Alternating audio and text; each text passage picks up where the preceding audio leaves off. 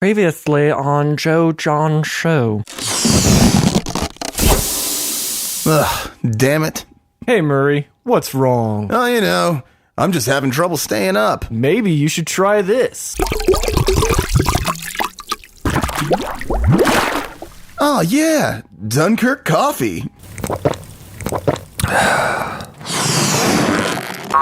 Next time you're having trouble staying up and your partner needs a hard, stiff one, try Dunkirk. It will keep you up. Dunkirk, we might not be the best, but at least we're better than meth.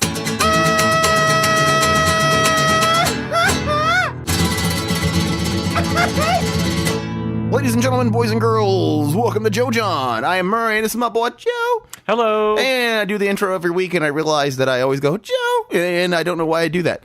And I'm always, hello. Yep, so that's how we roll. So, yeah. Joe, you want to give us a rundown real quick? Yes, basically mainly just movies today. Yeah, very little video game. Yeah. Some trailers we want to talk about. The new Jumanji, Welcome to the Jungle trailer. The new Chucky trailer, Cult of Chucky, and this new movie called Geostorm. And the way we're doing trailers is going to be different now. We're going to do them on a pass-fail basis, and what I mean by that is that if it passes, that means the trailer did its job, and it made us want to see it. If it fails, it was a crappy trailer, and I don't want to see the movie because of it. And we're solely basing it off the trailer. No, and nothing else. Because that's the whole point to a trailer. It's supposed to make you want to go to the movie. Yes. And that's basically what we're doing. We're basically saying, does it pass or fail at its job? And that's it.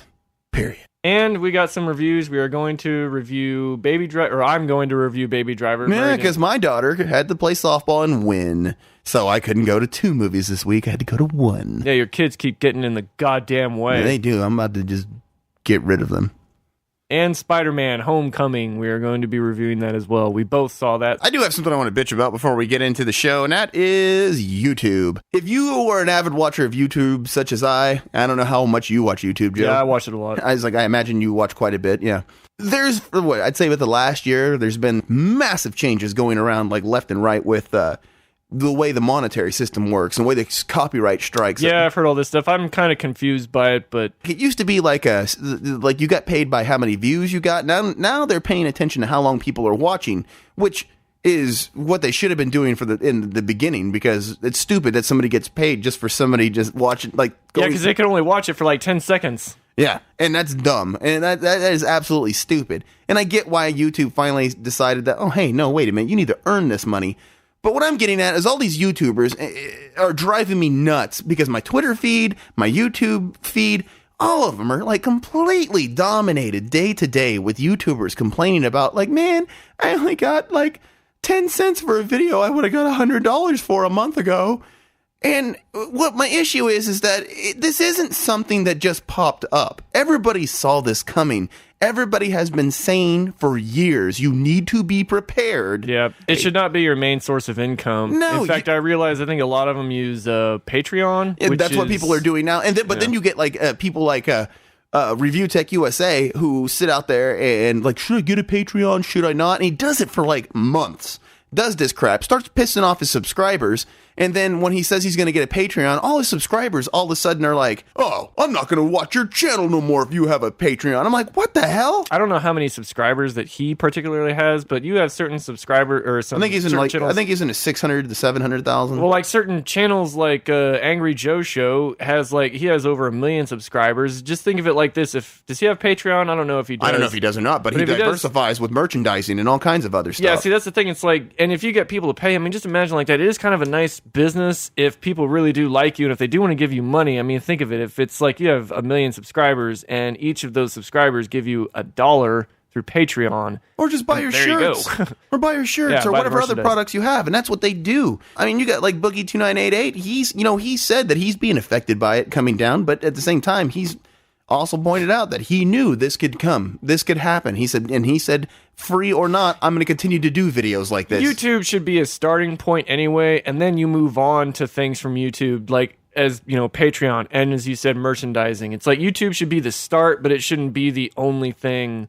It's the reason that Jim Sterling doesn't have ads on like half his crap, because he has a Patreon and he says, if my Patreon supports me continually like they are, I won't put ads on stuff. Yeah, because there's I think he gets like 5,000 a month through Patreon. Oh yeah, something like that. Yeah, when I looked at it, it was around there, and that's great. I mean, if people genuinely like you, they'll support you. I would. I mean, if I liked some, I support like your Game Chasers and the Gaming Historian and people like that on YouTube by buying their products. I buy the stuff. I don't do Patreon because I just don't feel like donating every month. I probably should. I don't donate a damn thing. I don't give any of these monkeys money. But like I said, I buy their stuff. I love their videos. And, they put out this product and it has extra crap on it. I mean, they're trying to diversify. And not only are people like the Game Chasers trying to diversify, they're moving into other territories. They got other channels they're starting and other videos they're doing and trying to grow their product into a big enough thing that it makes money everywhere, which is what they all should be doing. If this podcast made money, I would never rely on just that. I would start, if the show itself got advertising and made money that way, I'd also start creating other things to, bring in money.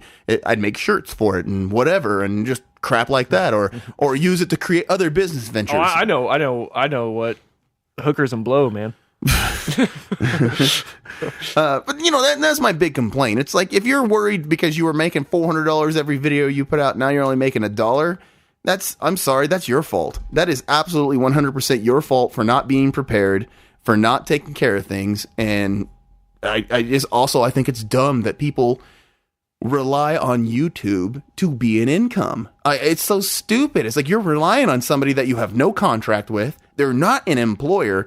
Oh, and I seen, because the only reason this got brought up is because a douchebag that follows us on Twitter was talking about all this stuff, and I hate it because I kind of agreed with everything he said. And he pointed out, he goes, they're not an employer. And he goes, they have no guarantee that they have to pay you, which somebody argued with him that, yes, they do. They agree they'll pay you on this stuff. And I'm like, actually, and before I even said it, he responded with, no, they don't. They absolutely do not guarantee they'll pay you, because what you get paid is determined by them.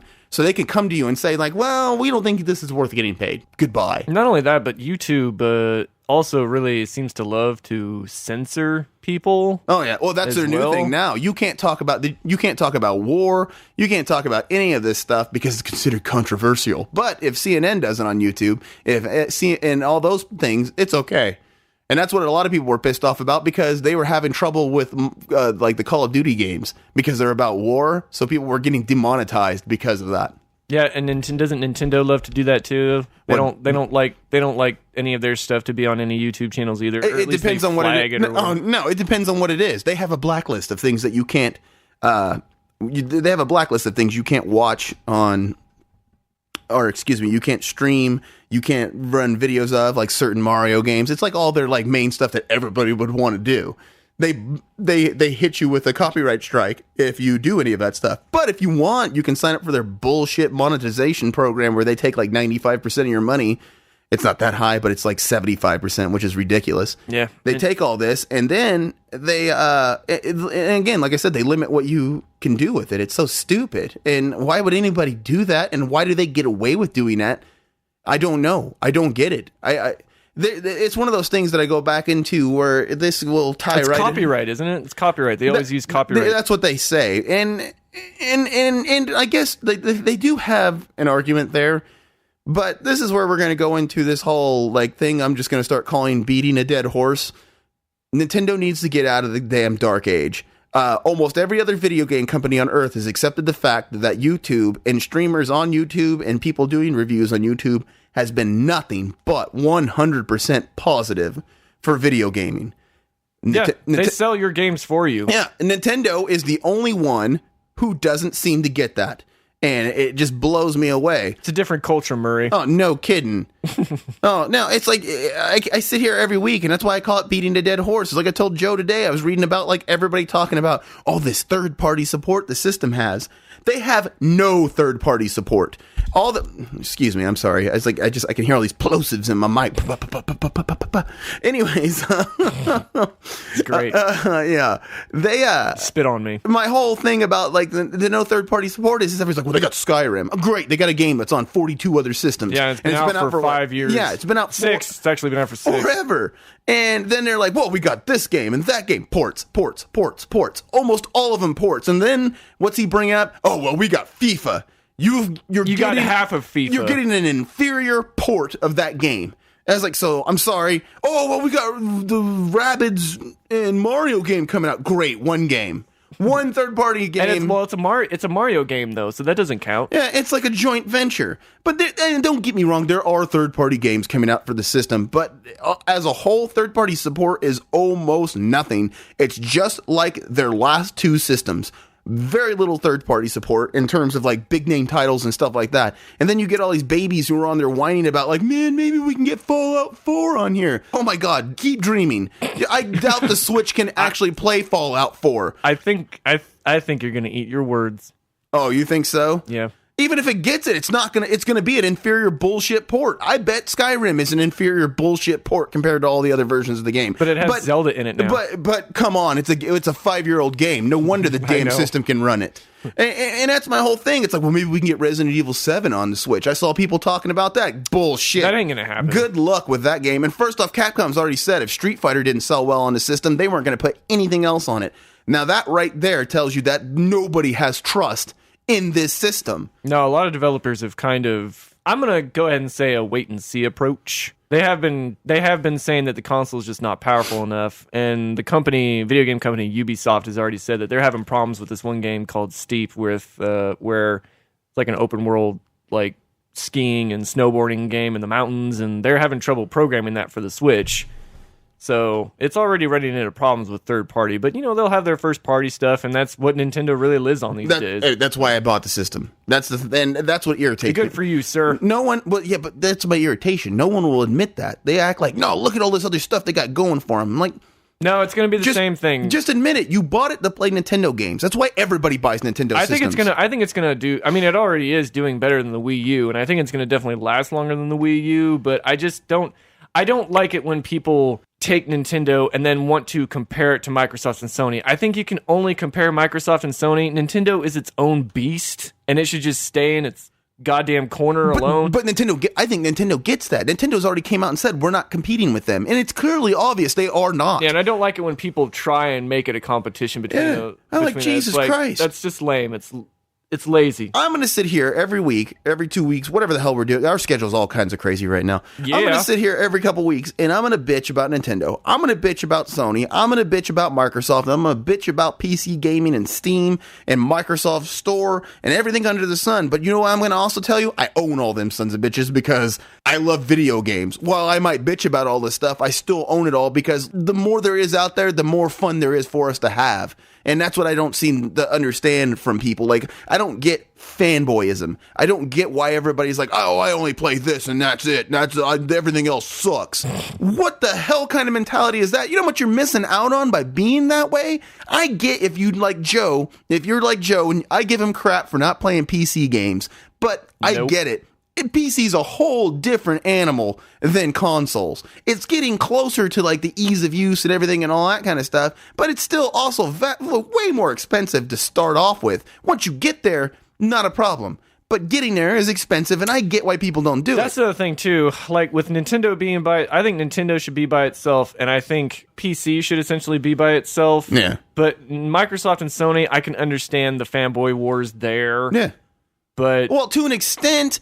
I mean, come on. It's like, well, I get it if you buy the system because it's like, well, they have the exclusives that I like. I get it. If you like Gears of War, you're buying an Xbox. Sony has the best exclusives. If you like God of War, you're getting an Xbox. If you like The Last of Us, PlayStation. I mean, that's what I meant to say. Sorry. If you like The Last of Us, you're getting a PlayStation. I get it. I get that kind of stuff. But you cannot sit there and say, well, Xbox sucks. Because in reality, none of them really suck. At this point, Joe might say the Switch sucks. No, I don't think the Switch sucks. I think that it's a really cool concept, just with some really stupid ideas, and it's underpowered, or at least it seems to be. But I think none of them suck. You know what sucked? The Wii U. that sucked. Okay? A lot of people love the Wii U. I liked it. You think that's Nintendo's Dreamcast? But I think it overall was a sucky system. It was a Wii with an extra thing. I mean, that's it. I mean, it was just like, what was the point? And I think as a console, it kind of sucked. I think it had some games on it that were good, but as a console, overall, I think it was a shitty system. Mainly, I would say mainly because of its shelf life. That hurt it. Yeah, and it'll be the Dreamcast. You already see the games are going up in pricing. People are suddenly like, oh my God, the Wii U. And I'm like, oh, whatever. But like you said, the Dreamcast. There's another system that everybody's like, oh my God, it was so amazing. Yeah, you know what? Oh my God, it was so amazing. Yeah, because it was. I love the Dreamcast. I loved it too, but I don't think it was as good as everybody remembers it. I'm sorry. It was good. That's true. I haven't played it in maybe a decade. I think it's a bit overhyped. I mean, the library wasn't that great. The people I see out there who are like, oh, the Dreamcast is so amazing, are your uber nerds who love Japanese games and crap like that. And I'm sorry, I know people listen to this and probably get mad that I sit there and hate on like Japanese RPGs and stuff. I'm not saying that's all what was on there, but if I hear Shenmue, however the hell you say the damn game, Shenmue, whatever, one more time, I'm gonna find that person and shove a copy of the game up their ass because I played it, I had it, and it was not that great. It was one of the most repetitive games I've ever played in my life. The QuickTime sequences, oh my God. Do I actually get to play this game, or do I just keep asking the same question to everybody in the village and then do a QuickTime sequence? Yeah, the dialogue, like... About that day. Yeah, it's like, about that day. Did you see where he went? Yeah, I'm sorry. Oh, okay. Overrated. I played a lot of Shenmue, like, a lot. So did I. And it just because I kept thinking it'll get better. I actually played it probably 3 or 4 times, like, all the way through, because it was multiple discs. Like, it was like a 3-disc game. It was crazy. It was huge. And I think the reason why I stuck with it was mainly because it was a game that I had never played before. Like, I think this was like, for me, the first attempt at like an open world game that I've ever played. Yeah. And it just had some very interesting aspects. And then, of course, Shenmue 2 came out on the Xbox, and I played that. I only played that once all the way through. It was a better game. Did you ever play Shenmue 2? Had no desire. It was a better game because, well, for one thing, there was no forklifting sequences. Oh, God. I mean, yeah. And so Shenmue 3 is coming out on PlayStation 4, and it's like Kickstarter funded. And the thing is, we heard about it's partially Kickstarter funded. It's one of those things that Sony's going to be publishing it. It's something I get irritated with the whole video game world, when they're like, oh, we got a Kickstarter for it, and then they make like $3-4 million off of it, and then everybody gets, like I've said before in the show, everybody gets delusional and thinks, see, video games don't cost that much to make. And it's like, there's a lot more money coming from somewhere else, okay? Yeah. I think Shenmue 3 is going to suck. I think it's going to be like, I remember when it was announced and people just went completely crazy, and I'm like, it's Shenmue. It's not great today. It was maybe great back then. I would say that it was back then. I would not want to play that game today at all. There is a whole entire subculture of people out there, dude, that are on YouTube that make videos about, like, what if the Dreamcast came back? What if Sega started making systems Atari's again? coming back. Oh, dude, I guarantee it's not going to be what people think it is. The Atari box. I guarantee. I hope to God that's not its actual name. I bet you it is, and I bet what it is I bet it's another NES Mini type system or some crap like that. Oh. That might be cool. And that's fine with me, but it's like, what games are going to be on it? Because if it doesn't have Hero on it, I will be disappointed. I don't know what that game is. It's the greatest Atari game ever made after Pitfall 2. I vaguely remember the Atari. We had the Atari, I believe it was the 20... It's like my brother bought... He was able to get all the systems. In fact, I actually owe a lot to my brother because he would buy all of the systems. Like, he bought the Sega Genesis, he bought the Sega CD, he bought the Sega 32X, all of these failed systems. I had them all too. But it was like... the Jaguar? I think my first actual system I bought might have been the... I want to say it was the Nintendo 64. Really? Might have been the first one I actually bought. And then a year later, it was the PlayStation 1. But... so that's what I grew up with, and Atari was like, what was the very first Atari? Atari 26? Yeah, 2600 is what I had that. And then the Atari 78? 78? 75? There was 2600, then there was the 50, I think it's 5200. The 2600 had the rectangular cartridges, and so did the 58, but they were way bigger. And then, the 52. They were way bigger. And then the 7800 came out. Okay, we skipped the 52 and went to the 78. Everybody skipped the 52 and went to the 78 because it was almost nothing but ports. I loved my 78 because I had it and the Nintendo at the same time. And what I loved about it was they could play the old games. It played all the 2600 games. I had a library of I just sold my Atari collection last year, and I sold 140 some games. I really wish I wouldn't have sold Pitfall and Hero because I got good money out of them. But hey, it was what it is. I wasn't ever going to play them again. But if that's what the Atari box is, I might get it and play them. All right. Well, are you done? Am I done? Yeah, Joe. I'm sorry I was complaining about all this stuff, and we had this long conversation that you chimed in on and actually got into. Excuse me for actually creating an engaging conversation. It's just Nintendo, man. It brings out the worst in us. I think it does, but it's just because they're asshats and they still run. They run their company with old Japanese. They do. What do you call it? Customs? I don't know what the hell it is. I don't know, whatever. Anyways, let's move on down the line here. What do we got next, Joe? All right, let's talk about some trailers. All right, it's time for a pass fail. I don't got nothing for this. It's just how we're gonna do trailers. Pass fail. Pass or fail. Trailer number 1. Let's start with Jumanji. Welcome to the jungle. Joe, how do you feel about it? First, Jumanji, the Robin Williams movie, I think is okay. I think it's a decent movie. It's a fun movie. I do like how they kind of it felt like, I don't remember what it was rated, but I felt like it was sort of a PG-13 type kids movie where it was sort of reminiscent of Gremlins or I can't think of some other kind of dark kid movie. And I feel that this had some dark themes in it. And I thought it was a decent movie for that. Now, with that being said, the original Jumanji also had some really bad CGI, and it kind of had this weird ending. But this new movie... PG, okay. It was PG. So this new movie, Jumanji, Welcome to the Jungle... I mean to interrupt you, but it's rating by the MPAA, rated PG for menacing fantasy action and some mild language. menacing fantasy action. They get so specific with the ratings these days, man.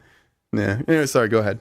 But, so this new trailer, which Jumanji in the first movie, it was a board game. Well, now they've essentially updated everything, and it's a video game rather than a board game. And in this trailer, you see 4 kids, high school kids, I guess, and, they're all in detention. They have to clean stuff up. They run across what looks like an Atari system. They hook it up. There's a game in it, which is Jumanji, and the kids get sucked in, and they get sucked into the video game world, and they turn out to be, the video game avatars, which is The Rock, Jack Black, Kevin Hart, and Karen Gillan. I don't know how to pronounce her last name. And it just it looks terrible. I think it does. I mean, it really does. It doesn't look funny or clever, or it just looks stupid. I mean, I do like The Rock. I do like Jack Black. Kevin Hart.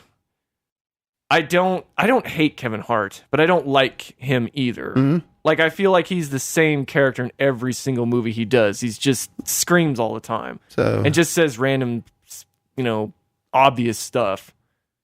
So you're going with a fail on this, I'm guessing? It's a definite fail. Because once again, it's this is like a sequel. This is many years after Jumanji, and yet the visual effects still look the same. It's really terrible. They have rhinos, and they look like the same exact damn rhinos from the first movie, CGI-wise. They probably are. And it's it's just a terrible sequence. And it just, and then of course, the one thing that bothered me the most in the trailer was actually the final shot when the rhinos are chasing after a helicopter. I don't know why the helicopter's not pulling up. Well, but it's just whatever. You having said all that, I can pretty much agree with almost everything in it. Now, that scene with the rhinos doesn't bother me as much because maybe they are getting ready to pull up. Maybe they came down to get somebody. I know. I need to see the full sequence. Things that stuck out to me in this is that I didn't enjoy, which, by the way, when I saw Spider-Man last night, oh my God, the theater roared for this trailer. I think when I went and saw it, they did the same thing. And the things like when Jack Black says, I just can't with whatever. Yeah, people were laughing at that. And that the way he delivers that line, or I'm a 40-year-old middle-aged overweight man, or whatever. One of the girls ends up in Jack Black's body. I just couldn't. It was nails on a chalkboard to me. when I heard him talking, and it immediately turned me off with this. Not to mention what Joe said is I have no desire whatsoever for a Jumanji sequel. I didn't think Jumanji was that great to begin with. When I was a kid, I probably thought it was amazing. I don't really remember. I just remember back then thinking, like, how did we get Jurassic Park special effects, but then they do this movie and everything looks like it's made out of Play-Doh. Oh, yeah, it's terrible looking. And I just didn't like the movie all that much. So this happening, I don't have a problem with the cast overall, though, that they put in it. I feel like they could all work in this type of movie, but I don't. I mean, I'm not a huge Kevin Hart fan, but like Joe said, I don't hate him either. As far as everybody else goes in the movie, I actually like everybody else who's in the movie. I'm kind of tired of, like, in the scene, like when The Rock's like, don't cry, you're not gonna cry. That it seems to be the kind of humor in every movie he does that's a comedy. And it's just not for me. The Rock needs to be careful, dude, because aside from Fast and the Furious, he just does a lot of BS, man. He's Vin Diesel, man. They have, like, certain things that make lots of money, and then everything else just does okay. And you can't say that totally, though, for The Rock, because, I mean, San Andreas made a lot of money and I keep hearing a sequel to that is getting made. I think he has more bankability than Vin Diesel does, but I don't think it's... it's what I like. The argument I've made is that The Rock is in lots of ensemble movies. Yeah, and I think that's what keeps him going. I mean, very few and far between does he do the thing by himself, because San Andreas was pretty much him by himself, but it did really well. So it proved. Did you ever see that? I thought it was pretty decent. I went to the theater and seen it because my mom wanted to go. I enjoyed it. Yeah, I didn't. I thought it was actually done really well for a disaster movie. It had some really cool shots in it. Yeah. So what's the next trailer on our list? There was something else I wanted to mention quick about Jumanji. Jesus. One thing I read is that they said that it is actually connected. People were speculating it's notes or like little clues that Alan Parrish left behind. That was Robin Williams' character. Did they not remember how the first movie ended? What do you mean? Was somebody else finding the board game, or them never, or him? At the end of the movie, they finished the board game, which undid everything.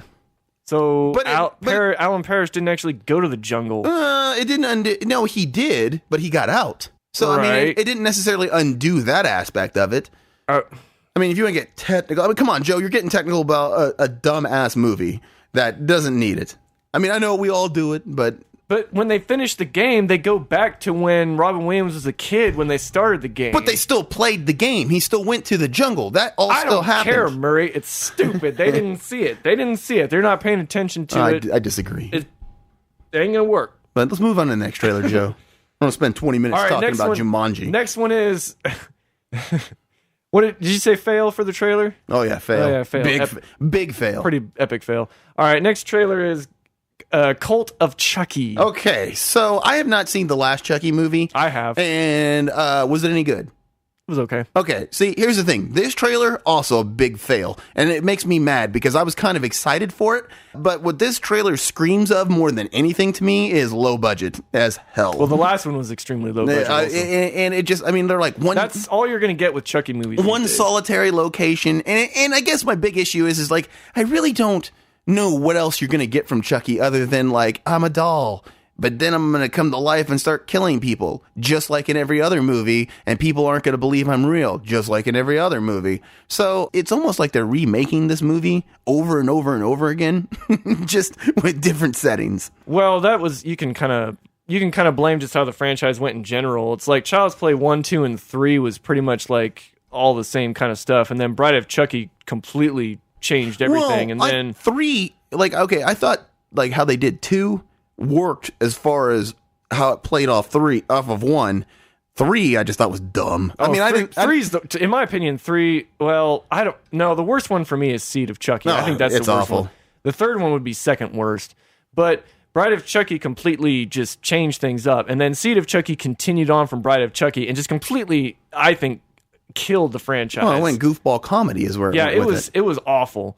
And then they had the one after that, which was Curse of Chucky, and that one was that the semi reboot? Yeah, because it was going back to its roots. It was still a sequel, but it was still going back to its roots, and it was all right. I think it's on Netflix now, but it was okay.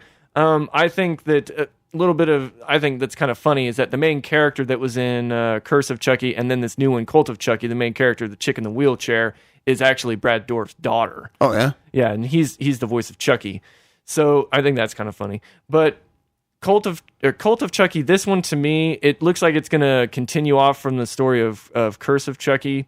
I'm going to go ahead and give it a fail as well. I'm still going to watch this movie, and I might actually like it, maybe, I don't know, but I'm still going to give it a fail because the trailer did not really excite me too much, and like you were saying, it looks extremely low budget, and it looks really cheap. Am I correct that the guy in the movie is the original Andy? Yes. I'm kind of interested in how they're going to do that because he actually shows up in Curse of Chucky. He shows up at the end of it, as does Jennifer Tilly showed up at the end of that one too. And so now I guess they're much more prominent in this one. Jennifer Tilly is in this one. I don't even remember seeing her in a trailer. She's at the very end of the trailer. That's probably why I didn't know. I was checked out by then. But yeah, it's the original kid from the first two Child's Play movies is back in this one, and it's the same actor too, which is Has he done anything? I don't think he's done anything. Yeah, because that's what I thought. That's never a good sign. Well, maybe he doesn't want to act. Well, no, that's not what I mean. It's never a good sign when you have somebody who was a child actor, then doesn't do nothing for like 20 years, and then comes back to play the role. You think he got addicted to there's a possibility that he's just not a good actor. That's what I'm saying. Oh, maybe. Yeah, but we'll never. I don't watch Chucky for good acting. Well, that's true. Although his daughter, she was good. Fiona Dorff is her name. She's good in both of them. So far, 2 fails. 2 fails. All right. Keep on off to a very positive start. Yeah. Now the next one is it's a conundrum for me. The next one is Geostorm. And Geostorm is Gerard Butler's new movie where he's, I guess, some kind of scientist or something. I don't know. But basically, the whole thing is that we have figured out how to control weather using satellites. Because the world has gotten so bad from climate change. Yeah, and it looks like what it is that we figured out how to control the weather through satellites. And basically what I got from the trailer is somebody has hijacked these satellites and is causing over-the-top weather changes, like tornadoes in places they don't go. What were people? Were they melting? I don't know. Like then people were freezing. Yeah, and like hail the size as the boulder from Raiders of the Lost Ark. Yeah, and that's the kind of stuff that's going on. And the only person who can stop it is the president of the United States, played by Andy Garcia. And Gerard Butler and one of the Secret Service people have to kidnap the president to convince him to turn off the satellites. It's from the producer of Independence Day, so you know what you're kind of getting with it. This movie is 100% in my heart a fail. But after watching the trailer, it was so damn ridiculous that I was like, I'm seeing this. It's a pass. It did its job. It made me want to see it, despite me knowing I'll probably walk out of it going, what a pile of crap. Yeah, I'll give it a pass too. Because it was an entertaining trailer. Like, it was like, I kind of want to see what they're going to do with it here, even though it's probably not going to be anything. You know, I have a feeling it gives me vibes of, what was it, The Day After Tomorrow? Yes, yeah. It gives me a lot of vibes like that, except taken to a much higher standard. It just started craziness. Just right off the bat, one of the lines from it that got me was when they're like, let the record show that he was an hour late. And he's like, yeah, because I had to get here from space. I just thought that line was so cheesy. I got to see this movie. Yeah, I just hope that it doesn't have anything too Roland Emmerich-y in it. What do you mean? Or Michael Bay-ish. What do you mean? There's like 19 tornadoes landing on the ground in it. Fine, but at the same time, it's like, don't have an airplane freezes and crashes to the ground and shatters. This movie better not be like 2 hours and 40 minutes or something. Jesus.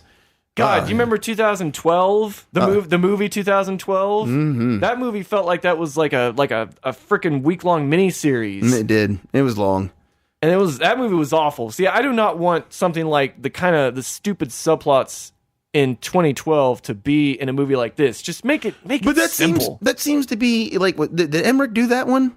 Yes. Yeah, that seems to be his thing, though. You notice he tries to put in like 15 different storylines in all his movies. And the humor is like, the humor in that trailer, I think, works because the surrounding and the situation calls for it. But there's humor that shows up in Roland Emmerich movies that just should not be there at that moment. You know, like in 2012 when we're supposed to laugh at a couple of old women about to die from driving their car. You know, and they're driving like old ladies, and then they die, and it's like, we're supposed to laugh at that? I don't think I'm supposed to laugh at that. That's what you get for being an old woman and driving. But it's like, I don't know. I'm gonna give it a pass basically for the same reason you gave it. It looks like it's probably gonna be a humongous turd, but it'll probably be a very entertaining one. Yeah, that's exactly what it's gonna be. I'm gonna walk out of the theater. It might be one of those movies I'll walk into the theater and feel ashamed for liking. I mean, it was kind of nice with the songs that they had in the trailer. And that did it. Time. Yeah, it worked. It all worked. It worked. It did its job. So, all right, let's move on to movie reviews. Well, let's go ahead and talk about. We'll get to the meat and potatoes soon, but let's get to Baby Driver, which came out. Probably by the time this comes out, like a couple weeks. I'm pissed I didn't get to see. That's well, I'm not gonna say that's all on you. It's not. But I'm gonna go see it next week. All right, Baby Driver, directed by Edgar Wright, who's most famous for the Cornetto trilogy, which is Shaun of the Dead, Hot Fuzz, and World's End, and then he also directed Scott Pilgrim versus the World. All of them good movies. I think, Shaun of the Dead is still my favorite one. I love that movie. I just bought Scott Pilgrim and Steelbook. I love that movie. It's a good movie. But here we have Baby Driver, which is essentially about this guy who he had an accident when he was young, car accident, which left him with like this ringing in his ear, and he constantly listens to music to drown that ringing out. But he's also like a damn good driver. And Kevin Spacey is like a high-class gangster type who, he brings people together to rob banks and to rob, to get money. And Baby Driver, who I totally forget the character's name. Well, Baby, that's his name. There you go. Yeah. He constantly gets hired by Kevin Spacey because he essentially owes him money. In the process, after doing a couple of heists, he falls for this girl that he meets at a diner, and he essentially wants to get the jobs over with so he can run away with this girl. And that's essentially the gist of it. And other players in it, such as John Hamm, Jamie Foxx, Flea from Red Hot Chili Peppers. I like how you said it oh yeah, Flea. No, it's just all I can think of with Flea is, I don't think of Flea, I think of needles. And that's what I think of too. The chits will never know. You'll never find out. McFry! It's Back to the Future Part 2, if anybody didn't get it. Read my facts. I hate, you know what, I'm sorry. People hate on the sequels to Back to the Future, but I find the ridiculous amounts of humor in them. I like the second one. The third one is all right, but the second one, dude, especially like when they go back to 1955 again. Mm-hmm. Oh god, that movie's genius. No, I agree. People hate on the third one, and I love just some of the dumb stuff, like when he picks up the plate and he goes frisbee far out, and they're like, "What was the meaning of that? What did that mean?" Yeah. But basically, this movie, it's good. It's really good.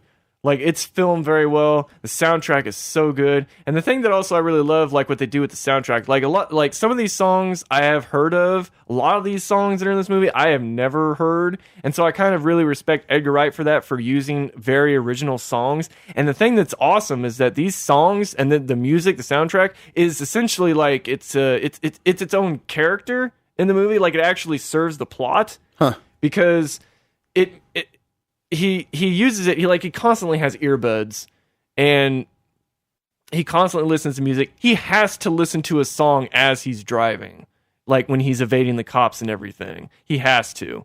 It has to be done his way, and he even it's even somewhat of a musical at times too.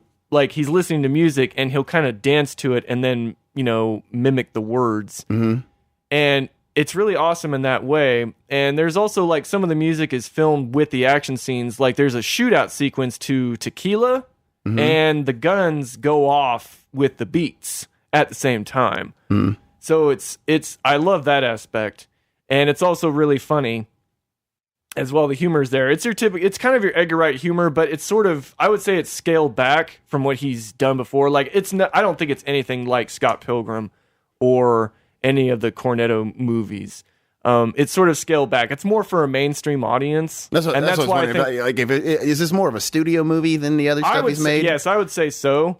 I also feel that The car chases are shot really well. I also have to say, which it was an extremely low budget movie for being a studio movie, because it was like 34 million, 35 or something like that, but it made its money back in the first weekend. It pretty much did. Like it did make a decent amount of money, and they're already asking, which I don't know how I feel about this. I don't know how. I mean, you didn't see the movie, but they're already talking sequel, which I don't know how I feel about that. I don't think there's really anything more to say with the movie. I mean, I would much rather have like a Hot Fuzz sequel. I think out of all of Edgar Wright's movies, that would be the one. It would be for the greater good. Yeah. As far as like the actors go, like the dude who plays Baby, his name is Ansel Elgort. I don't know who this dude is. I've never really looked up what else he's done, but he's very good. Lily James, who plays Deborah, that's the love interest. She's really good. Jamie Foxx. I got to talk about Jamie Foxx for a second because this dude is amazing. This dude's movie. Face when he said this dude was amazing. Because here's my thing with Jamie Foxx. I like Jamie Foxx. I think he is a really talented actor. I think he's a really talented comedian. I remember him back on the In Living Color days. He was hilarious. I feel, though, that with a lot of his movie choices, he does not seem to give a shit. And to me, I'm sorry, but in Django Unchained, I felt like he was the weakest link. Like, I think every other actor outshined him in that movie. In this particular movie, dude, he brings his A game, and it's amazing. He is so awesome in this movie. He might have been my favorite in the movie, and because he's really good villain. And I'm not going to give anything away. Oh, he's a villain in this movie? Yeah. And he's good. He's intimidating. And a lot of the stuff he says is really funny. And there's a lot of charisma there. I'm not going to give anything away, but there is also another villain. I'm not going to say who it is. And you have the Jamie Foxx villain, which he's essentially a villain throughout the whole thing. And then there's another villain in the movie that essentially goes through a whole there's a lot of depth to that villain. He goes through like a whole character arc to become to that point. I'm not going to say how or why or who it is, but that was good too. But it was also sort of a complaint that I had with the movie where I felt like it went on a little bit too long. Like how long is the movie? I want to say it was almost 2 hours. Okay. I feel like they maybe could have cut maybe 20 minutes around there. I feel that it kind of like it kept going. But that seems to be the thing these days. It's like everything has to be 2 hours to 2.5 hours, and I don't get it. But I can't tell you how many movies I see that I feel like 15, 20 minutes of it, that's what ruins it for me. A comedy should never be 2 hours. I thought the Lego Batman movie at 1 hour and 45 was too long. Yeah, that's ridiculous. That should have only been like 70 minutes. Yeah, it was too long. I was like, it started dragging on. I was like, that's just like with Anchorman 2 and Zoolander 2. Those are like 2 hour movies when they shouldn't have been. And I think like Anchorman and Zoolander, the first ones were like only 1.5 hours. Yeah. You don't need a whole nother act for your comedy. No, I agree. But anyways, we're getting off track here. Were you done, or you got more? Let me check my notes here. Speak on it, Joe. I should also mention a lot of the humor just really does work, and there's certain little touches too. Like Baby, he lives with a deaf old man, and that whole subplot I think is really nice and it's really worthwhile. It's just everything comes together very well. I just think in the end it just goes on a little bit too long. Like I felt like they should have trimmed it, but I would give it an 8. An 8. Yeah, all right. Give it an 8. I recommend it. It's good. It's fun. Like I said, I'm gonna go see it this week. So I planned on seeing it yesterday, but instead I had to see Spider-Man instead because Joe said that's the one movie of the two that he wanted me to see, and Joe's my boss, so that's how things work. I felt like that would be the one that we could most talk about. Oh, that's what I figured too. Plus I was taking my kids. My kids wanted to see Spider-Man more than Baby Driver. So I bet you can guess where we're going now, and that's Spider-Man Homecoming. We did not do that on purpose. As far as describing this movie, I really don't feel like we need to sit down and describe superhero movies, because they're pretty much all the same. There's a good guy, Spider-Man. There's a bad guy, Michael Keaton. And Vulture. Vulture, excuse me. And they end up fighting each other. Yep. And when good guy wins and the bad guy loses. 99.9% of all superhero movies. So there you go. We didn't spoil anything, because if you walked into this and was like, oh man, they ruined it, you're an idiot. Anyways, go ahead, Joe. All right, let's start with the cast. All right, well, let's start with Tom Holland, since he's the main guy. Tom Holland, who I believe the only thing I know him from was The Impossible. Did you ever see that? No. With Naomi Watts about the tidal wave? No, absolutely did not see that movie. Ewan McGregor? No, I haven't seen it. You can name everybody in it. Haven't seen it. Directed by... No, shut up. First, I want to say, let me just kind of take it back a little bit to Tobey Maguire for a second, because I feel like it needs to be mentioned that back in the year 2000, X-Men came out, which really kind of opened the door. But then I think, Spider-Man came out in 2002? Is that when it came out? Did it come out that late? Good Lord. Because I remember in 2001, they had that awesome trailer that involved the World Trade Center that they had to take out because, 9/11. And so 2002, the original Spider-Man came out with Tobey Maguire. And that movie came out, and that was cha-ching for Hollywood. It's like, we know what we're going to do for the next 5,000 years is make superhero movies. Because that was the first movie to ever make over $100 million its opening weekend. And I love that movie. I love the first Spider-Man movie, and I really love Spider-Man 2. But to Tobey Maguire, what I have to say, that I'm getting into the comparison here, because I feel that Tobey Maguire was really good. I felt like he captured the heart of Spider-Man really well. And then I wanted to move on to Andrew Garfield, who I think captured the awkwardness, the creepiness, and the overall assholishness of Spider-Man pretty well. As in, I didn't like Andrew Garfield as Spider-Man. And then now we have Tom Holland. I never saw the Amazing Spider-Man movies. You never saw the Amazing Spider-Man movies? I just didn't want to see him. I just didn't want to see him. Jesus. Amazing Spider-Man, to me, is I'm just going to say it's, to me, the worst Spider-Man movie by far is Amazing Spider-Man. It's even worse than Spider-Man 3, which was the last Tobey Maguire movie. That's pretty damn bad. Yeah, it sucked. But this one, I thought Amazing Spider-Man was horrible. There was no reason for that movie to exist. The only reason why it came out was so that Sony could hold on to the rights. And all they did was they just remade the Tobey Maguire Spider-Man, but with no depth, no emotional connection, nothing. It was flat, stupid, embarrassing. Amazing Spider-Man 2 was not as bad, but it still wasn't good. Now we have Tom Holland and Spider-Man Homecoming. Tom Holland, to me, I thought was fantastic. Oh, I thought he was really good. To me, he captured like the soul and the spirit of Spider-Man. But I'm not surprised. Just by the little bit he was in Civil War. Yes, he was really good in Civil War. But here, he definitely shown that, yes, he is Spider-Man. Which, by the way, the tie-in with this movie and how they, aside from the fact that, he was in Civil War, but how they tied it in to Civil War. The little documentary at the beginning. I thought was amazing how they did it. I thought it was done really well. Yeah, that was very clever. I would agree. I thought that was a very damn good way to start it, because it just showed the kind of how the whole excitedness that he had, as well as the humor that it was introducing, which we're going to get to the humor too. Which I thought the one thing they really did well in this movie is they let you know that Spider-Man is a kid. And they let you know that big time. Like, and better than, because I always felt like Tobey Maguire's Peter Parker seemed a lot older than what he was. And I just didn't buy him as a teenager. So Tom Holland, fantastic. I don't know if I want to say he's the best one, but I'm just going to go and say yes, he's the best one. I would say he is better than Tobey Maguire. Yeah. But I still do really like Tobey Maguire. This isn't like a Batman situation where it's like Michael Keaton is Batman bar none, So let's talk about Michael Keaton, which I feel that overall he was an okay villain. I think he played it fine. They definitely did give him probably a little bit more depth in this one than they have. Like, the Doctor Strange villain absolutely had no depth. Yeah, none. And they've been doing that a lot with certain villains. And then in Ant-Man, the villain in Ant-Man had no depth either. He was just a carbon copy of Jeff Bridges' character from the first Iron Man movie. I feel like I brought up to Joe about Michael Keaton is like, I swear to God, he was only in the movie like a total of 5 minutes. That's a complaint, because there's certain characters like Michael Keaton. It's like he does have depth. You understand why he's doing this, and it is a good reason. Like I was kind of on his side. Yeah. For certain things. And so that really worked. But yes, like you were saying, he's not in the movie as much as he should be. And it's not only him, but I also think Marissa Tomei suffers as Aunt May, and she was pretty good too, but I think she was kind of wasted as well. I think she almost seemed like a throwaway character in the movie. Like she was, It's like they put her in there because she had to be in there, which, by the way, she has, to me, one of the best jokes in the whole movie, which is at the very end of the movie. Oh God, dude, that was one of the best parts. It's the way the movie ends, and it's glorious. Yes, the ending of the movie, like the final shot, is amazing. Like, which I loved it. I'll be honest. I mean, I'm all right with seeing more Marissa Tomei in a movie. Yeah. I'm like, all right. Yeah. Aging well. Yeah. I'm a pervert. Yeah.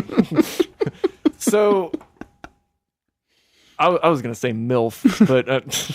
yeah. But anyway, but the thing is, with Michael Keaton and Marissa Tomei not being in this movie, there's a certain character in the movie that had way too much focus that I think only should have been in it just for a little, not as much as he should have been in it. And he was getting, and I think I might have accepted him more and liked him more if he wasn't in it that much, because he does have one of the funniest lines in the movie. Oh, yeah. And it's like, what's his damn name? I can't even bring him up. But it's Peter Parker's best friend. Yeah, here's my problem with his best friend.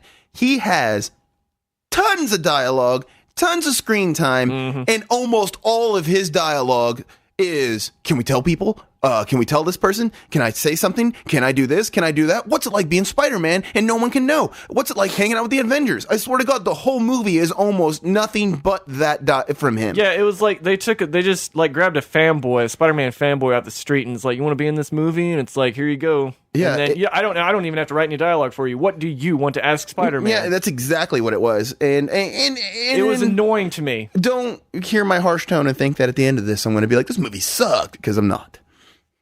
But he did have one of the funniest lines in the movie, though. But it was his only funny line, I felt, in the movie. I mean, which I'm not going to give away that line, but... No, I'm not. No. I'm not going to give away the line. It's too good. But I will just know this, that whoever has not seen this movie, when you do and you hear that line, realize that my child leaned over, my soon-to-be 11-year-old child leaned over and goes, what is that?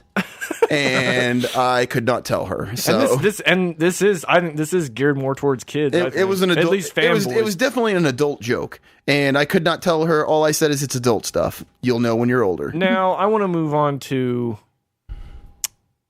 one of the things that I might have hated the most in the movie, and that was the character of Michelle, played by Zendaya, who I think isn't she like a Disney star or Nickelodeon star? I don't know. I'm a 36-year-old man almost here, Joe. When you hear this, I'll be 36 years old. And I don't watch the Disney Channel. I'll tell you why I do not like... I absolutely hate this character. Because it's not even a character. She's not a character. She is like some random goddamn Family Guy character that just pops up out of nowhere every time, says something random and stupid, and then that's it. And that's all... And I'm not kidding when that's all she does in the movie. She just shows up out of nowhere, says something random, and then that's it. And then she disappears, and then she's back in. That is not a character. There is no reason for her to be in this movie. People thought she was hilarious, man. No, I thought she was dumb. Her final scene in the movie, I'm not going to say what really entails, but it's really... It's no surprise, honestly. It's no surprise as to who she really is.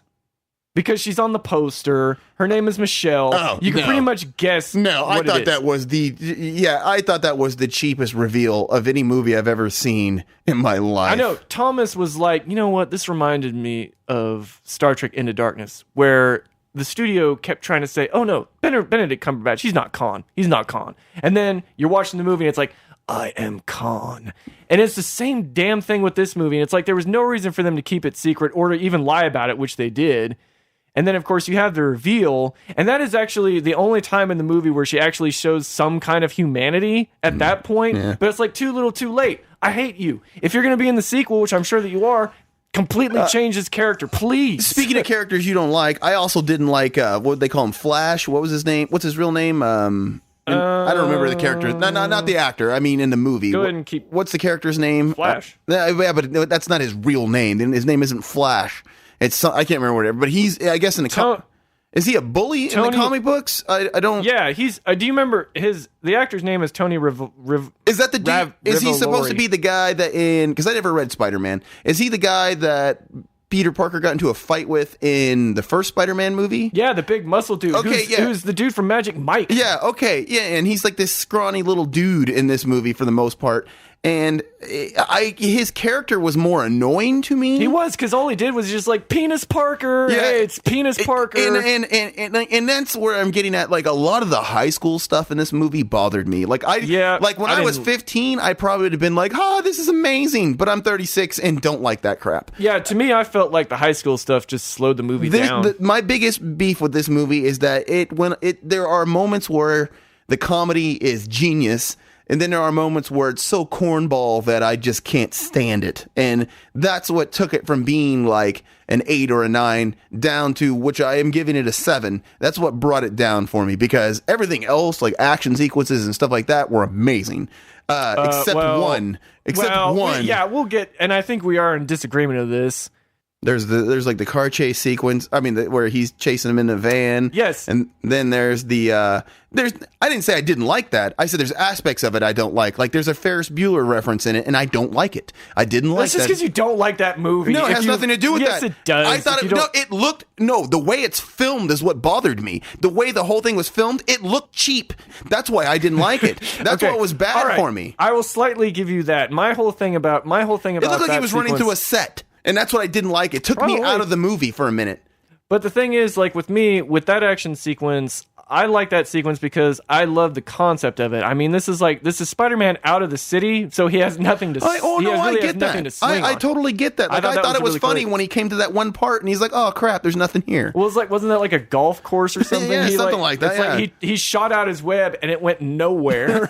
It went into the darkness. And he had to run, and that shot of where he's like long shot of where he's just running across the screen was pretty hilarious. And like I said, that's the kind of humor that I really enjoyed. And I thought the action sequence on the boat was done really well. Yes, I thought that was done fine. But the final action sequence involving that's the one plane, I have a beef with too. Okay, fine. I'm wrong, Murray. You're always right.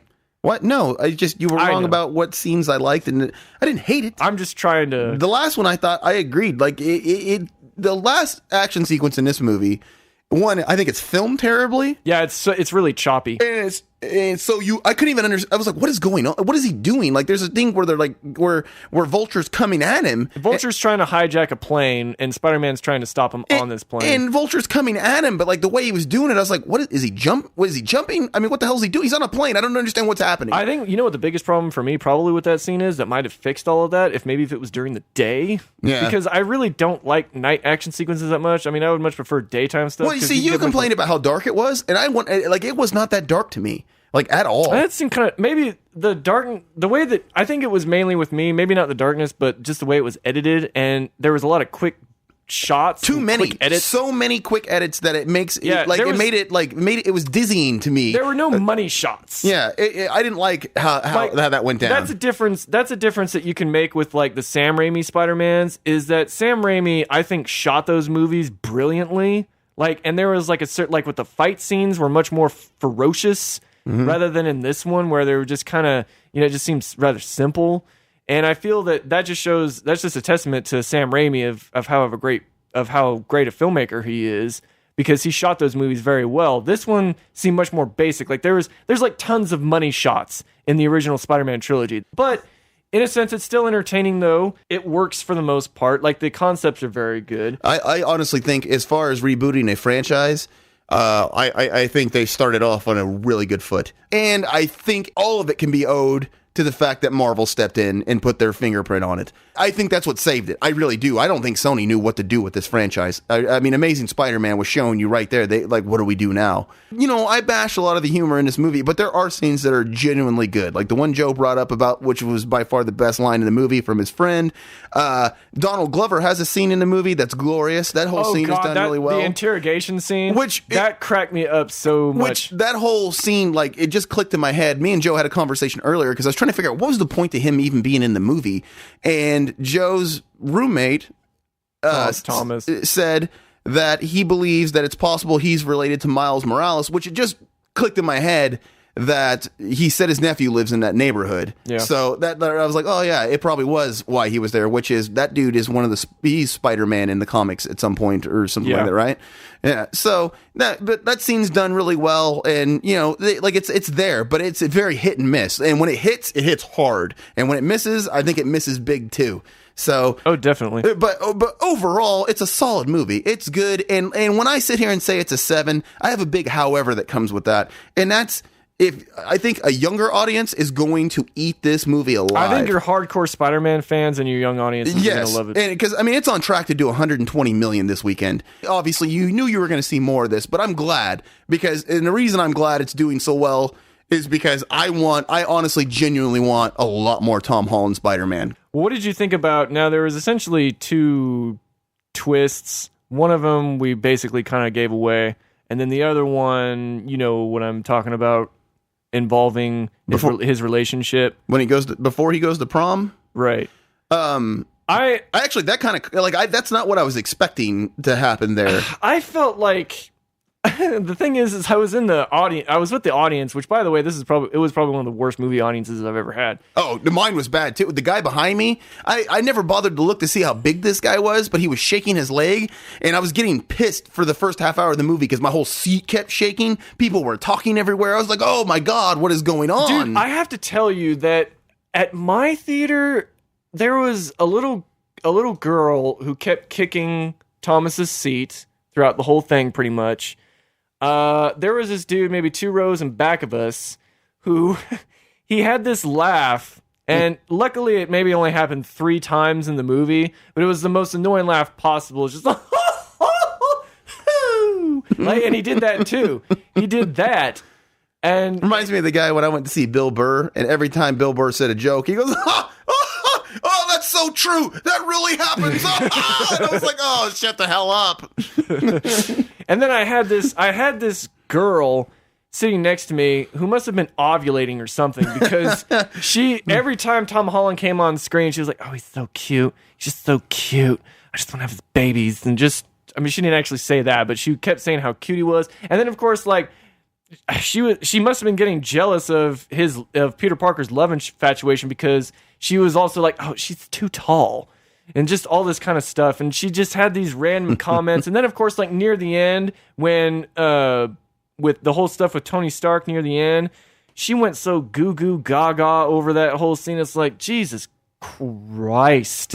But whatever, they had fun. They were really enjoying the hell out of it. But back to the prom scene time period in the movie. That's damn, we went really way off of that. But all right. That's all right though. I like that. For me, it wasn't.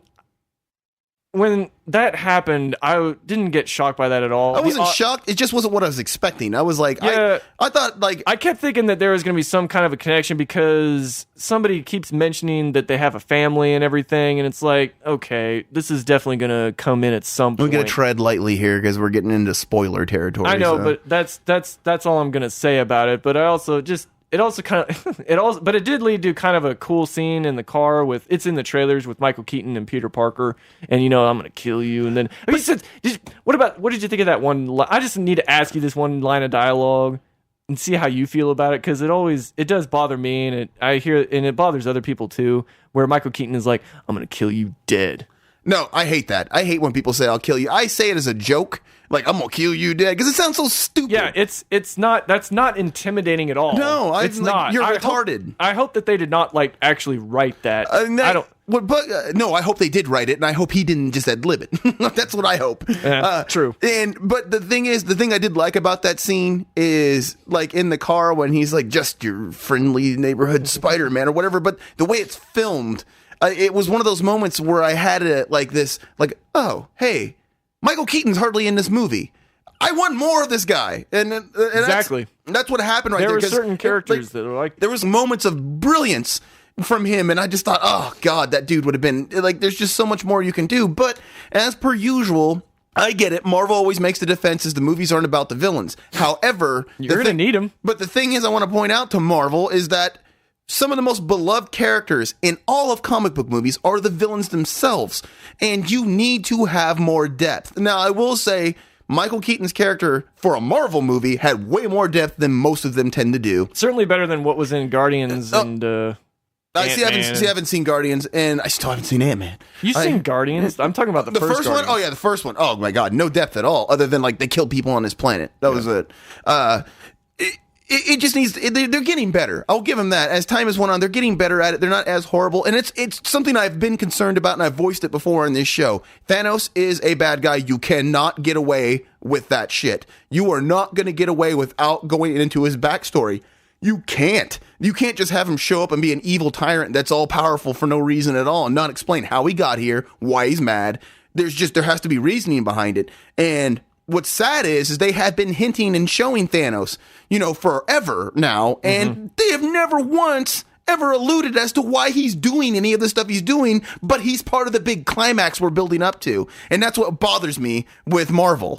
Yeah, and I totally agree. I just feel that, like, with the next Avengers movies that come out, I think, and you're gonna have to have a lot of villains in there. You can't just have the Avengers fighting Thanos. You need to have based on the comics, you need to have like some kind of a team up. If they do the comic books the way if they do it the way the comic books do it, they can. I'm telling you, they can. Well, they need to definitely have depth because it'll make it much more meaningful. But yes, that's the thing though, but that's why I'm wondering if some of the theories that I've seen behind where they think Thor's going, this might be the beginning of how everything starts tying together, and this is where you're going to start seeing the other universes and characters and stuff start coming together, and that's what I'm hoping happens. I'm hoping they don't wait until the Avengers movie itself to kind of tie it all together. I'm hoping they start building it up better and bigger before then. I hope when we see this Avengers movie, we know what's coming. So they could get away without as much backstory because they've already built it up. But I don't know. We'll see what they're doing. So what did you think of the artificial intelligence? I didn't really care. I mean, it was there. It wasn't like I liked it. The way they did it, it didn't bother me. It didn't I didn't think like people laughed a lot because of stuff it said, but it didn't do it for me, but it didn't bother me. You know who did the voice? No. It was Jennifer Connelly. So you like a little trivia for you. Besides the point, what'd you give Spider-Man? Well, I'm going to give it a 7. I think it's a good movie. I think it is the third best Spider-Man movie. I mean, if you want to rank them all. I definitely am looking forward to what they're going to do for the sequel. Because third after the first two Tobey Maguires? Yeah, I would say Spider-Man 2, Spider-Man 1, and then this one. I can't go with anything other than that because I haven't seen the Amazing Spider-Man movies, and the third of the Tobey Maguire movies is awful. It's abysmal. It's like Superman 3. Superman 3 bad. pretty close to it. I had not seen Superman 3 since I was a kid, and about a year ago I watched it because I was like, this movie can't be that bad. Oh, it's bad. Yeah.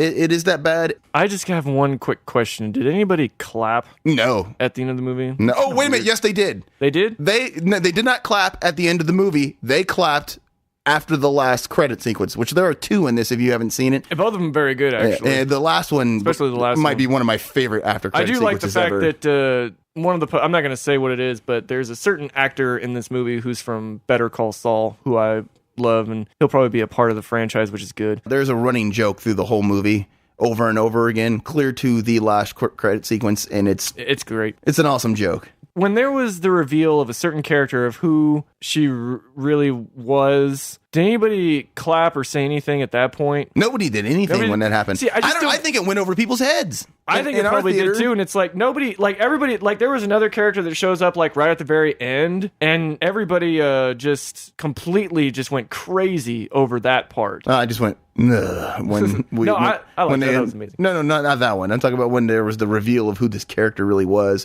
I just went, right. Well, that's just the thing. Everybody was clapping at certain other points, but that was like the one thing that they didn't like clap at, and like you said, I just think it went over people's heads. I just don't think people really cared. I don't think they already knew. I don't think people cared. I think that's possible. I think they didn't know. That's possible. And I also think that I groaned because that meant more of her. Yeah, and dude, if they're gonna do that same kind of crap in the sequel, I'm gonna hate her even more. Yeah, I think we gave something away, but it's nothing that I really don't. It's care. Not that big of a deal. If you're mad that you heard that and I revealed it, you were the most uber nerd ever to walk the earth. If you've seen Spider-Man nerd, if you've seen the poster, the trailers, and if you know her name, which is on IMDb, then you know who she is. It's painfully obvious. Yeah. So, all right, though, that's our show. Get ready for lots of Joe and lots of John in the near future. Yeah. Something I brought up to Joe. I don't know when this is going to come out, but it's called, we're going to do a whole episode called Is It Really That Bad? And we're going to do multiples of these. And it's going to be on Joe's favorite movie ever, Armageddon, number 1. Because why did I choose this movie? Several reasons. I'll go into it real quick. 1, I knew Joe hates this movie. So that means with a passion. the conversation will be great. I don't think it's that great either. So I think it'll be glorious to sit there and like discuss this movie. And also I haven't seen it forever, so maybe my opinion will change. I don't know. The other reason I brought it up is because when it came out, 98, 99, something like that, whatever, 98. I don't really give a shit. It came out in 98, and that's the other reason I chose it, because it was the highest grossing movie released in 98, not the highest grossing movie, because Titanic came out in December of 97, and it pretty much destroyed everybody at the box office, but it was released in 97, so that's different. Anyways, number one reason, though, Joe hates it. Joe's not happy about it. I really hate that. But I want Joe to come on and explain why he hates it. And that will be the Is It Really That Bad episode, which we're also going back to doing retrospectives. Our first one will be over the entire Die Hard franchise. So that'll be I think great. we want to do Robocop also. That also, which I kind of want to expand further than just doing the movies. Joe, if you don't want to watch the TV shows, that's fine. I'm going to watch them. I might watch a couple of them. There's not that many, so I don't think it's that bad. I mean, there's only like one season of everything. I saw the miniseries that they did a long time ago. See, I didn't. I've got everything. If you want to watch it, the cartoons, the regular series, everything. And I'm just saying there's not that many episodes of all these shows. I remember them being all horrible. Yeah, but I'm excited to do it. It's going to be great to just do that entire franchise. And we're going to keep doing these here and there. I mean, and one of the reasons we want to do it is because, stuff happens. We miss weeks where we can't, because I have life going on. He has a lot of kids. And I have no life, however. And crap happens. And we want to be able to put these out during those. And sometimes we'll just release stuff just because. But anyways, I don't know how to end this.